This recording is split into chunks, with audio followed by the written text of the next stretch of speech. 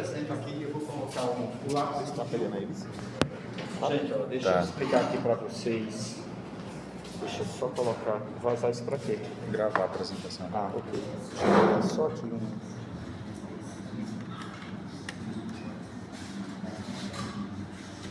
Ó, presta atenção. Ah, Quem for falar, presta atenção aqui. Está aqui, ó. Você vai para cá, você vai passando os slides. Aqui você volta. Se você quiser fazer uma pergunta, quiser apagar o slide, toca assim. Mas não precisa. Então, o ideal é você usar aqui e aqui. Então, cada vai fazendo a apresentação. Deixa eu só. Falta alguém assinar.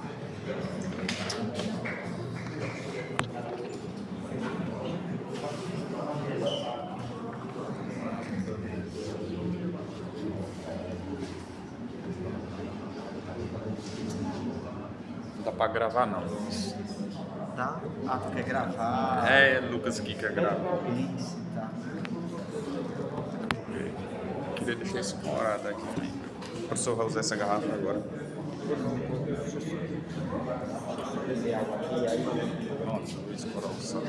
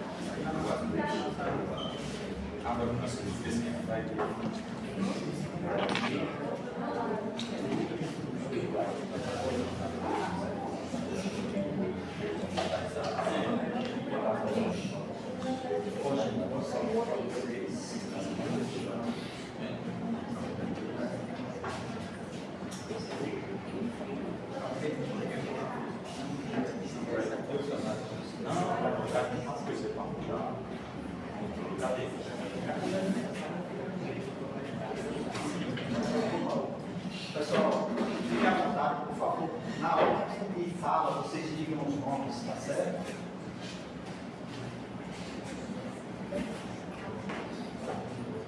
Podem começar. Boa noite a todos.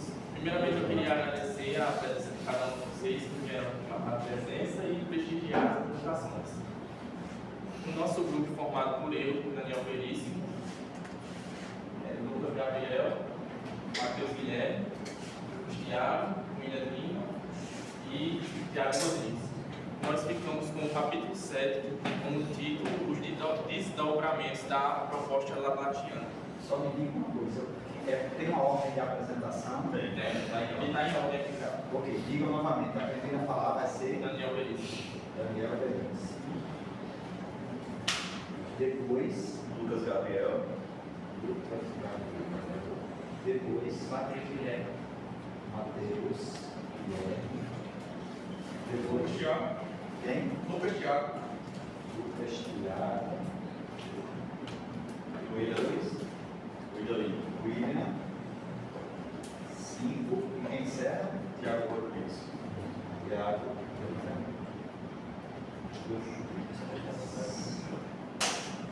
Vocês podem entrar um na fila do outro, não tem problema nenhum. Fiquem à vontade, a dinâmica é com vocês. Por favor, Daniel.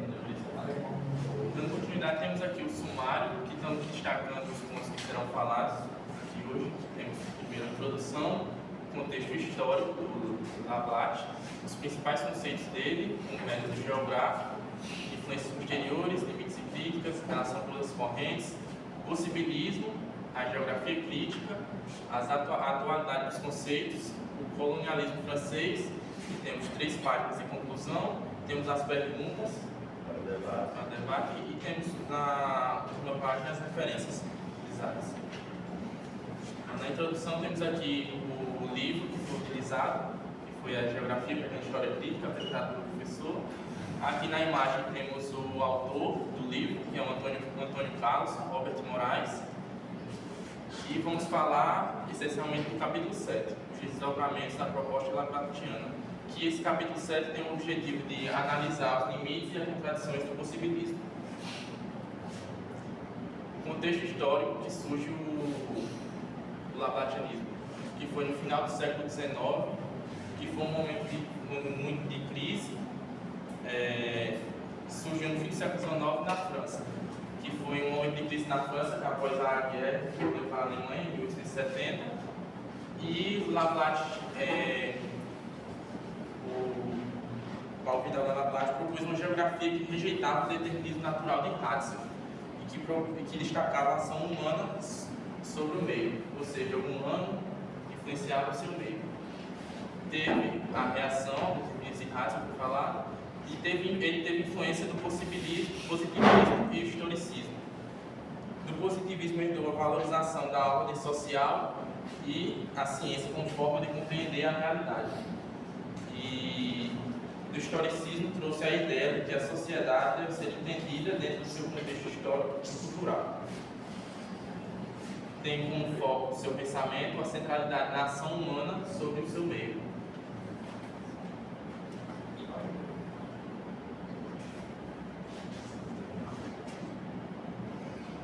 Bem, boa noite a todos. Agora eu vou falar dos principais conceitos que nortearam a geografia do Vidal de Laplace. O primeiro é o possibilismo, mas para a gente explicar o possibilismo dele, é necessário a gente explicar o determinismo de Ratzel, que a gente pode ver uma rivalidade entre os dois feita no meio geográfico. Ratzel afirmava que o meio influenciava o homem. Já no possibilismo de Laplace, a gente vai ver que é o contrário. Laplace ele não deixa a importância de lado do meio natural, ele diz que tem sim uma importância, mas o homem é um homem criativo, ou seja, ele possui as regras do seu meio, ele pode modificar o meio onde ele vive. E segunda análise, é viável a gente falar também do gênero de vida. O gênero de vida para o Vidal de Laplace era o seguinte: ele afirmava que o meio ele poderia moldar certos povos. Um exemplo disso são os ribeirinhos da Amazônia, que moldavam seu meio de vida para onde eles vivem, suas casas fluviais, seus meios de transporte, as suas vestimentas, que são associadas ao clima, vestimentas leves. Ou seja, na visão dele, o gênero de vida é isso. O meio ele pode sim moldar como certos povos vivem em certas regiões. Um ponto muito importante de falar também é a sua questão dos domínios de civilizações. Ele afirmava que algumas civilizações possuem meios de subsistência iguais. Um exemplo que a gente pode citar, por exemplo, é as savanas africanas, que é muito parecido com o cerrado brasileiro, que possuem o mesmo tipo de solo, possuem plantas parecidas, ou seja, na visão dele é isso. Pequenas regiões parecidas formam domínios de civilização. Eu acredito que seja o ponto mais importante do método geográfico do Vidal de Laplace é o fato na sua ênfase empírica. Ele não deixou a observação de lado. Para ele, a observação é muito importante. Porque a gente está observando determinada paisagem, a gente pode entender como ela foi constituída, a cultura que vem por trás, tudo isso envolvendo a observação. Ou seja, o empirismo não foi deixado de lado totalmente. O ponto mais importante que eu acho que eu posso falar os dois juntos é o método intuitivo e também a forte valorização na descrição regional. O método intuitivo, ele estudava primeiramente algo que é geral, algo particular, e depois partiu para o geral. O que significa isso? Ele fez isso na França, onde ele pegou pequenas regiões, observou fatos, observou fenômenos que aconteciam ali, e assim ele fez as teorias, ele criou as teorias. O que pode se encaixar melhor ali para o desenvolvimento econômico? Por isso ele foi muito importante na história da França. E isso abraça justamente a descrição regional, a ideia dele do regionalismo. Ele fez justamente isso. Ele observou a germânia de alguma região e entendeu o contexto do território francês. Por isso, ele é visto como um nacionalista de prestígio na história da geografia francesa. Vou falar um pouco aqui, boa noite a todos, sobre as influências posteriores. O primeiro ponto a ser falado seria a geografia francesa e brasileira até os anos 1960. Até os anos 1960, a geografia na França ela já tinha uma longa tradição, principalmente com essa escola de Laplace. Já em relação à geografia brasileira, foi nessa época que começaram principalmente a chegarem no Brasil os principais geógrafos estrangeiros, e principalmente franceses, que foram fundamentais para o desenvolvimento da geografia brasileira, com ênfase no estudo regional e também no estudo na geografia rural, que era principalmente a descrição de paisagens e também a descrição seguida do possibilismo, que era a descrição da paisagem e do homem também. Mas não só teve influência francesa, teve também influência alemã e também influências americanas. E também teve outro ponto, a inspiração para a geografia tradicional, cultural e paisagista. Que já foi falado, era muito estudado a geografia paisagista, que nem está nessa imagem, que seria uma representação da geografia da agricultura, que era muito estudado naquela época no Brasil. Licença, Matheus. Tem um ponto que ser salientado, é que um dos principais precursores no Brasil da geografia labatiana é o Haroldo de Azevedo. Eu não sei se vocês sabem, mas ele foi um dos primeiros geógrafos a definir o território brasileiro. E ele pegou muito disso, da observação de paisagens e da divisão do território. Obrigado. O próximo ponto seria os limites e as críticas do método de Laplace. O primeiro ponto é o uso ideológico, que é a legitimação do colonialismo, que a partir desse movimento do possibilismo que se deu principalmente a expansão francesa no mundo, sendo que no outro ponto tem como contradições que ele condenava a Alemanha do ciclo Hatzel e legitimava a França. Bem nacionalista ele, né? Legitimava o seu país por estar se expansionando e criticava outro, né? Por também estar se expansionando. E o conservadorismo dele com pouca análise e rupturas sociais, que estava associado principalmente às visões humanas deles, principalmente como um geógrafo francês da época, que eu falei, legitimava muito a França no seu expansionismo na época, na África em si, e ele argumentava obviamente que o homem era influenciado pelo meio, e isso se viu como justificativa do expansionismo francês.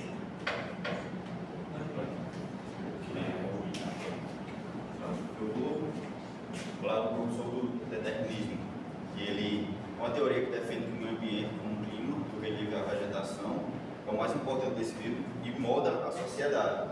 Isso se diz o quê? Por exemplo, uma população que vive no deserto. Eles têm que viver em grupos pequenos, porque eles não têm muitos recursos. E também o determinismo molda que as pessoas que moram em climas frios, elas procuram mais trabalhar e se estabelecer para quando chegarem os climas mais dificultosos para eles.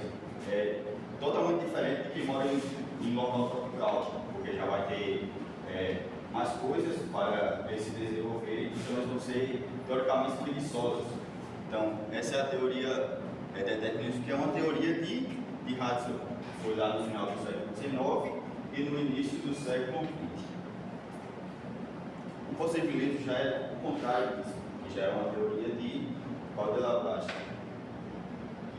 Que o possibilismo surge em oposição ao determinismo, e essa corrente de pensamento entende que o meio ambiente não determina ações humanas, mas oferece uma série de possibilidades. Isso significa o quê? Uma população que mais ou menos mora em lugares de rio, eles vão ficar presos só naquele rio em si. Eles vão usar a água do rio para cuidar de animais, agricultura, também fazer uma hidroelétrica, dependendo de como a população tem seu desenvolvimento. E também o possibilismo, diferente do que eu falei do deserto, dependendo da sua tecnologia, eles têm a função de, como por exemplo, Dubai é um deserto, e com a sua tecnologia eles conseguiram moldar, e hoje é uma das cidades mais tecnológicas ultimamente. Isso é uma teoria diferente do determinismo que é o possibilismo. A geografia crítica analisa o espaço geográfico de uma forma diferente. ela não se concentra apenas na relação entre o homem e a natureza, mas principalmente nas contradições sociais. Essa corrente questiona como o espaço é usado para reforçar as desigualdades, poder e controle da sociedade. De acordo com essa visão, a geografia crítica ela procura saber como aquela sociedade é menos desvalorizada que a outra, porque em uma região eles conseguem ter certos recursos e outra não. Por exemplo, em Campos do Arenas, vamos dizer, Alves, por exemplo, tem muito lixo, não tem a coleta, o lixo não é frequente, como em outros lugares mais do centro. O questão do esgoto não tem, as pessoas são desvalorizadas nessa sociedade. E a geografia crítica tem essa visão de tentar entender isso e questionar também. Dá só uma paradinha, por favor, aí, pessoal. Gente, o termo geografia crítica, duas coisas que eu vou comentar durante a fala. A forma mais correta de utilizá-los é no plural. Tá bom? Utilize sempre a palavra geografias críticas, porque esse movimento de renovação da geografia que surge, sobretudo nos anos 70, e no Brasil mais especificamente em 1978, com um encontro que teve em Fortaleza, lá na frente a gente vai falar um pouco sobre isso, foi uma corrente que ela aconteceu em vários países ao mesmo tempo. Aconteceu no Brasil, aconteceu no México, aconteceu nos Estados Unidos, aconteceu na França também. Então, assim, por ter acontecido em vários países ao mesmo tempo, não existe um único país que determinou o que foi esse movimento de renovação da geografia. Por isso que o termo deve ser usado sempre em plural. Geografias críticas.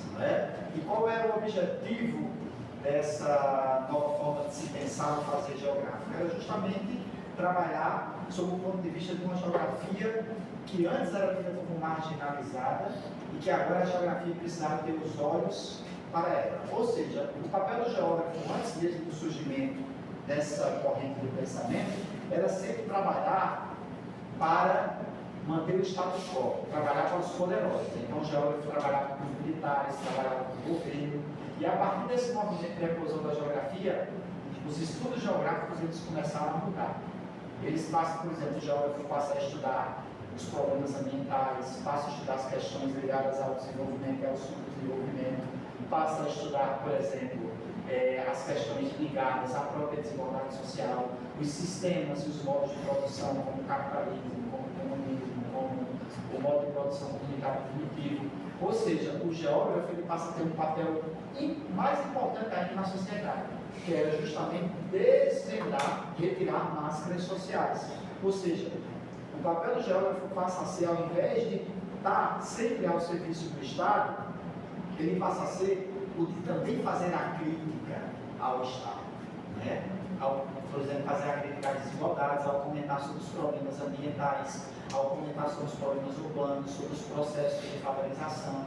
Então, se vocês pegam livros didáticos de geografia dos anos 40, 50, até praticamente os anos 70, você não vai encontrar nesses livros didáticos capítulos, por exemplo, relacionados a temas que não tratassem de questões, por exemplo, como desigualdade social e como desenvolvimento e subdesenvolvimento. O geógrafo não olhava para isso. Ele trabalhava, por exemplo, um capítulo que tratasse da Amazônia, mas apenas colocando a Amazônia como o futuro do Brasil.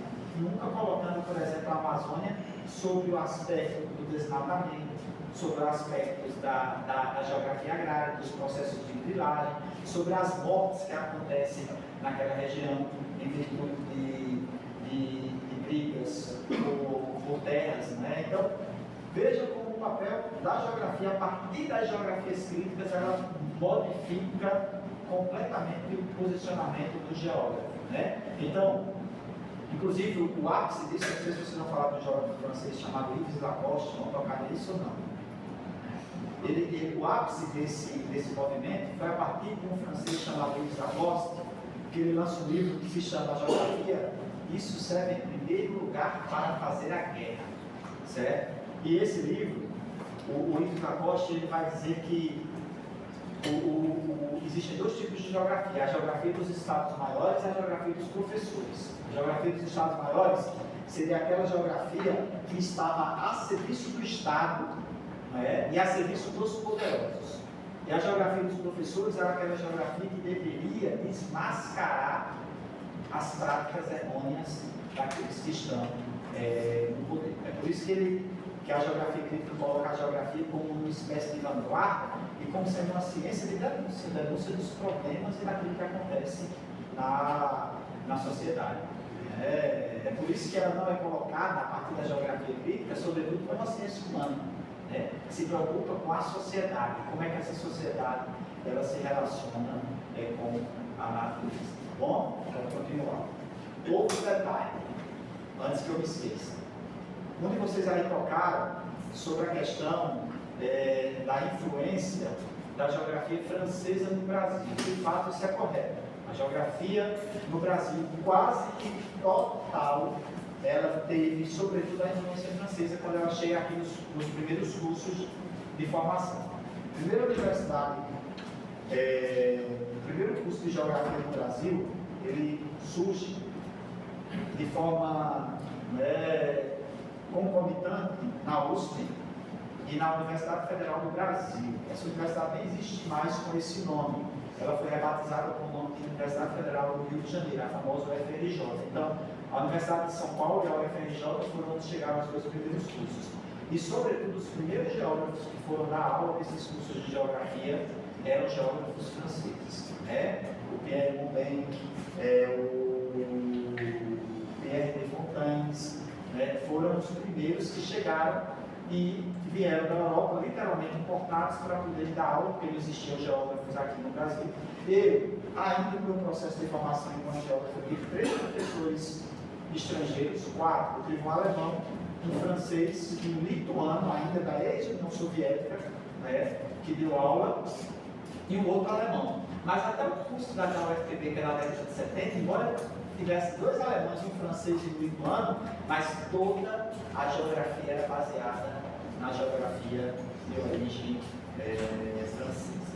Bom, vamos continuar. Voltando aqui, mostra, como eu falei, o determinismo, ele foca você em ser o que você está no ambiente.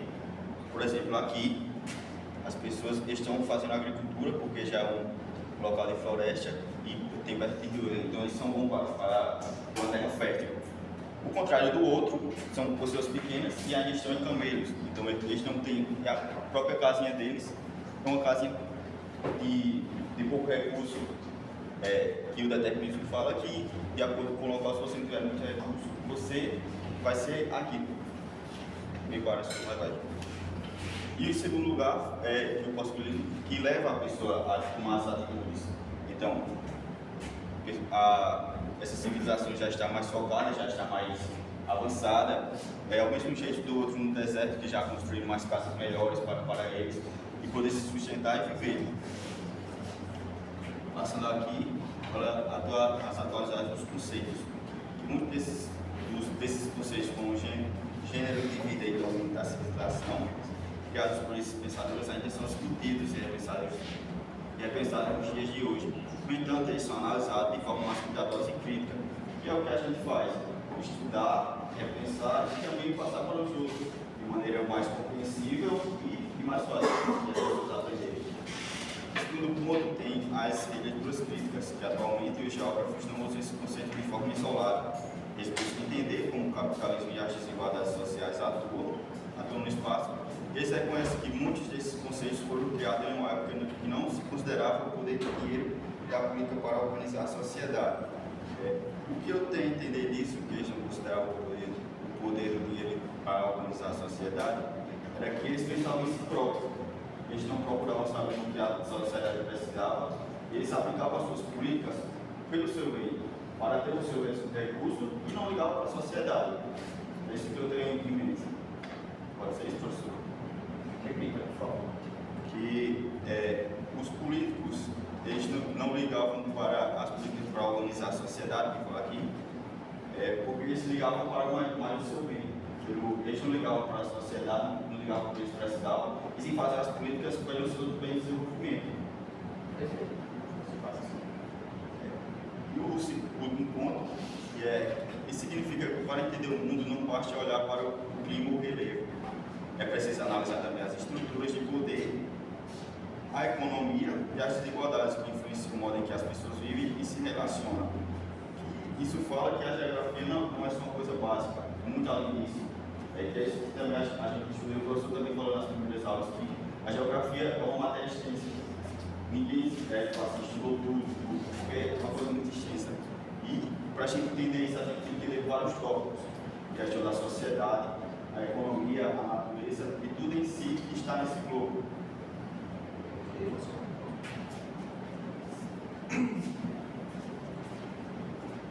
Bem, vou falar do colonialismo francês. Para a gente falar do colonialismo francês, a gente tem que contar no final do século XIX e no início do século XX. Com o ápice do Império Europeu, do imperialismo europeu, as grandes nações, elas brigavam por divisões do continente africano de terras. E falar sobre isso é um assunto muito complexo, até porque gera muitas polêmicas, e até hoje gera. Então, em 1884 e em 1885, em Berlim, na Alemanha, houve uma conferência na qual as grandes nações europeias, que estavam no ápice do seu poder financeiro e econômico, se reuniram para discutir sobre a divisão do continente africano. Sobre isso, a França teve um grande papel na divisão do continente africano. Por quê? Levaram vários critérios para escolher o continente africano para colonizar. Socioeconômico, na qual eles tinham interesse em minérios e em outras coisas. Cultural, na qual eles acreditavam que levar a cultura da França, levar o cristianismo, fazia com que as pessoas tornassem o país mais, como posso dizer, pessoal, mais associável, adaptado à França. E critério também de território, poder político. A França ela gostava de expandir seu território, que no caso era o território político. E também, sobretudo, para prestigiar o nome e a sua influência global. Então, a França ela passou a avançar sobre o território africano, acabou tendo a intervenção militar. Eles usaram o poder militar para conquistar o continente africano. Sobretudo, eles ganharam a batalha sobre as tribos lá, sobre as nações, e daí então, sobre as pessoas locais, sobre os líderes locais, eles tiveram um tratado na qual eles dividiram a África em uma África oriental e uma África equatorial. Países da África equatorial, Somália, Costa do Marfim, Guiné e Senegal. E do continente equatorial, do lado equatorial da África, foram o Chad, o Congo e o Gabão, entre outros. Daí então, eles tiveram, como posso dizer, eles tiveram um papel importante. Teve grande impacto socioeconômico, na qual eles levaram a implantação de agricultura, trabalho escravo, que até hoje gera polêmica sobre isso, na plantação de algodão. E também um outro tratado também, que eles levaram um fator importante, que foi o critério político. Eles levaram política para o país, também a cultura. Eles levaram a cultura europeia, a escola europeia para o continente africano e também o cristianismo, que foi importante. Após a Segunda Guerra Mundial, em 1945, daí então, o processo de descolonização da África só avançou. Até porque em 1960, da década de 60 em diante, vários países da África conseguiram sua independência. Um grande exemplo é a Argélia, que em 1962 travou uma batalha imensa, sangrenta, para tomar a sua independência.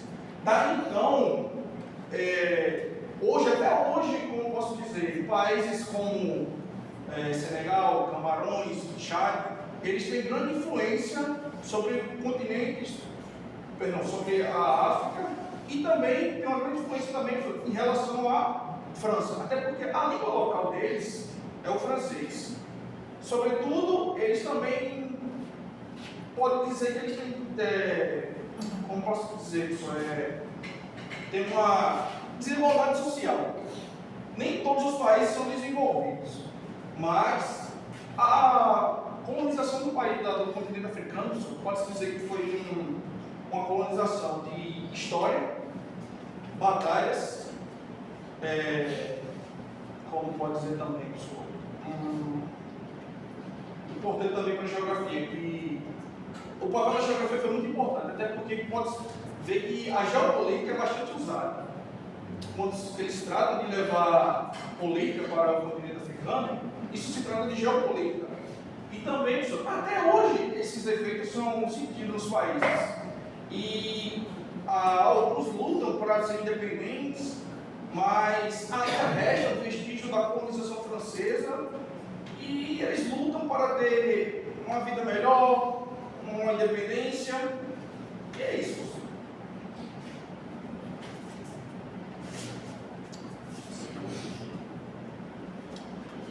Então, aqui é a conclusão, né? Rapidinho, só uma vez. O Bastiat, isso? Ele tocou um ponto interessante sobre essa questão do colonialismo francês. Sobretudo, inclusive, na geografia, a gente se baseia muito nessas questões ligadas, quando se fala de colonialismo, ligadas a Ratzel, né? A Frederic Ratzel. Mas Lablache talvez não fosse tão externo e claro nos seus pensamentos imperialista, de colonialista, mas foi tanto quanto Ratzel, né? E se você colocar na prática, né, na conquista do território, foi muito maior nesse sentido. Se pegar o território africano aí, como o Lucas colocou, boa parte dele é compartido pela própria França, né? E tem outros países que eu não citei, que eu acabei esquecendo. Exato. Porque eu sei que você gosta muito de futebol, então trazendo isso para o esporte, se você pegar, por exemplo, a própria seleção francesa, a seleção campeã na Copa da Rússia, na Copa anterior a essa. 3 jogadores da nacionalidade da França, o resto era tudo do continente africano. Perfeito. Então você veja aí que a grande maioria dos atletas que foram campeões do mundo eram atletas da África. Podemos dizer que jogando pela bandeira francesa, mas o continente que estava sendo representado ali, literalmente, era o continente E eu africano. esqueci de citar também, porque a ilha de Madagascar ela foi acrescentada no África Oriental em 1890. Perfeito, né? Não era, por exemplo, trazendo para os dias atuais e para a questão futebolística, não era que esses jogadores, por exemplo, eles não nasceram em território francês. Talvez um ou outro possa não ter nascido em território francês. A maioria nasceu em território francês, mas eram filhos, tá certo, de imigrantes. Literalmente, o mais famoso dele, por exemplo, o Zinedine Zidane, que foi várias vezes o melhor do mundo, é de origem argelina. E esse processo de colonização francesa, né, que ocorre a partir também das ideias da geografia do próprio povo da Lablache, que abraçava algumas ideias de Ratzel, diga-se de passagem, essas ideias, elas trazem conflitos até hoje no território francês. Se você pega uma sala de aula francesa, existe um filme, eu sempre passo para os meus alunos, quando trabalho com metodologia, eu esqueci o nome do filme agora, cara, mas é um filme de origem francesa, vocês vão ver o que são os conflitos que acontecem dentro de uma sala de aula francesa, né? Por conta de terem alunos de origem africanas, alunos de origem francesa, e entre essas origens, o grande problema também se dá na religião, né? Por exemplo, muitos alunos de origem africana, né, são de origem da África do Norte, tem toda uma região de uma boa parte da colonização francesa, eles são muçulmanos.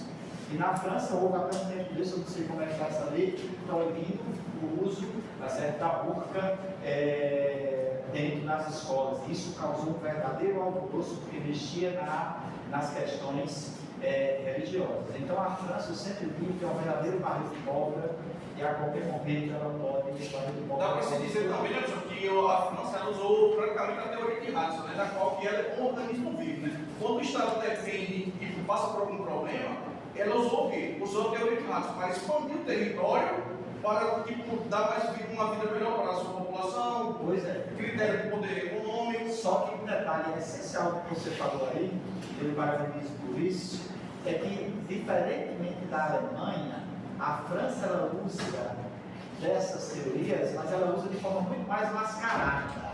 Né? Ratzel, ele era abertamente imperialista e ele defendia nas ideias, tá certo? Não era que ele era, mas ele defendia a partir daqueles que estavam comandando o Império Germânico, né? Essas ideias, esses líderes. Já Laplace não, Laplace vinha de uma França que, se você observar todo o processo histórico de formação do país, tá certo? Sempre foi uma França relacionada aos ideais da própria Revolução Francesa, de igualdade, de fraternidade, né? Era uma França onde, por exemplo, o regime democrata ele era colocado acima de tudo e acima de todos. Então, ele tinha que fazer todo esse processo de colonização, mas fazer de uma forma, pegando as ideias alemãs, mas de forma muito sorrateira para que não pudessem ser percebidas. Né? E de fato, lá na frente, Professor, agora eu tenho uma dúvida, professor. Por que a Argélia foi colonizada em 1930, porém ela só foi acrescentada ao território francês em 1948? não sei responder, que talvez seja uma dúvida que você possa até nos trazer, que alguém sabe aqui. Nem saberia eu do processo de colonização da Argélia. Da Argélia eu sei pouca coisa de passagem. Né? Agora, pega os geógrafos políticos, né, que eles entendem muito sobre essa questão, essa relação do território. Porque também em 1890, né, tipo, a Tunísia e o Marrocos se tornou parte do território francês, né? Eles se tornaram protetorado, né, da colônia francesa, né? Eu vejo que você gosta muito de geografia política, cara. Vai pensando, não, mas é sério, vai pensando no teu TCC sobre essas questões aí, né? E assim, como você gosta muito de futebol, dá para você fazer um trabalho de geopolítica ligado ao futebol, representa muito isso. Tive uma orientação de um aluno que ele trabalhou na perspectiva de trazer o futebol para as questões dos conflitos mundiais. E ele trouxe o exemplo, por exemplo, de Maradona, né? Que a região, o time que Maradona jogava na Itália era o Nápoles, e a região de Nápoles, que fica ao sul da Itália, ela sempre foi desprestigiada muito mais, fazendo uma comparação ao Nordeste brasileiro, por exemplo. Né? E assim, não é à toa que na Copa de 94, e eu assisti a Copa de 94, os napolitanos, eles não torciam para a Itália, eles torciam para a Argentina por causa de Maradona, literalmente consideravam Maradona um deus. Né? Exatamente, até contar que o campo do Nápoles é tão dinheiro que o Maradona. Mudaram agora, né? Porque eu acho que era o municipal, se não me engano. E aí, esse TCC era tão interessante que ele permeia toda a questão do futebol no mundo, né, a partir das disputas geopolíticas entre os territórios. Tá bom? Esse trabalho de geografia, para quem gosta de esporte, também pode fazer essas relações. E você talvez faça um grande trabalho pensando nessa perspectiva. Só que, professor, dando continuidade aqui, né, o trabalho. É o Vitor, né? Não, Tiago. Tiago, né? Peraí, só para eu não me confundir aqui. Daniel Verso, por favor, levanta a mão. É muito Lucas e muito Tiago no meio também. Tá? Lucas Gabriel, levanta a mão. Ok. Terceiro, Matheus Guilherme, por favor. Ótimo. Aí, Lucas Tiago. Ok. E aí, o William falou, não foi isso? Aqui. Ok. E por fim, agora é. Tiago. E depois. Aí acabou. Aí, seus três, pode dizer que eu botei Vitor Rodrigo aqui. Não tem nada assim. Ok. Só repita, por favor. Tiago Rodrigues. Tiago. Deixa eu só marcar aqui. Tiago da Silva Rodrigues. Correto? Dando continuidade aqui, pessoal, a conclusão, avanço frente ao determinismo. Aqui vocês podem ver, né, o determinismo, o homem trabalha com o que a natureza fornece. E aqui o possibilismo, o homem pode criar, transformar o seu próprio meio. Né? A proposta de Lablache, possibilismo, foi um avanço porque mostrou que o homem não é apenas dominado pela natureza, mas também tem liberdade para transformar o seu meio. Ou seja, foi totalmente contra o que Husserl falou, né, do determinismo. Lablache tem uma opinião totalmente diferente, que o homem tem possibilidades para transformar o seu meio ao seu redor.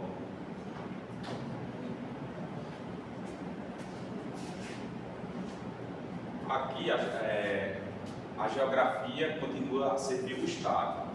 Mesmo com esse avanço, a geografia tradicional ainda era usada para atender interesses do Estado: planejamento territorial, colonização, exploração econômica. Aqui eu poderia dar um exemplo do Brasil na época da colonização com os portugueses, né? E os portugueses usavam a geografia tradicional para dominar o território, né? Construir cidades, estradas,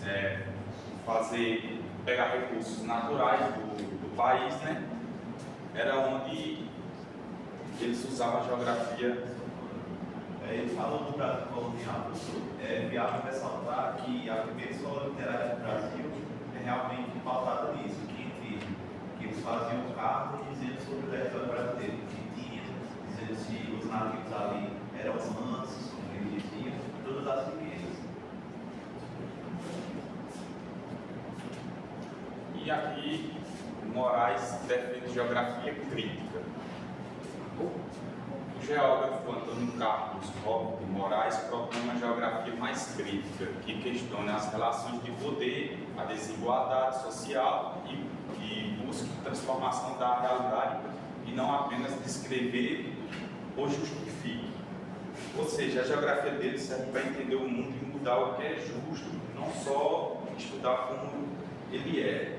Aqui eu vejo também ele, de certa forma, critica o que Husserl defende o determinismo e Lablache o possibilismo. Eu vejo de certa forma uma crítica, né? Porque Husserl defendia homem, natureza homem, e Lablache homem e possibilidade. E ele disse que geografia não pode ser só isso, então necessita da geografia crítica para analisar tanto desigualdade social, entre outras coisas, não só o homem e a natureza. E aí, volta só lá um pouquinho, por favor. Novamente na geografia crítica. Pessoal, qual o entendimento de vocês sobre essa palavra, né? Crítica na geografia? O que seria isso? Para vocês. Se não souber, não precisa tentar enrolar, porque aí fica pior. Isso que não sabe. Certo.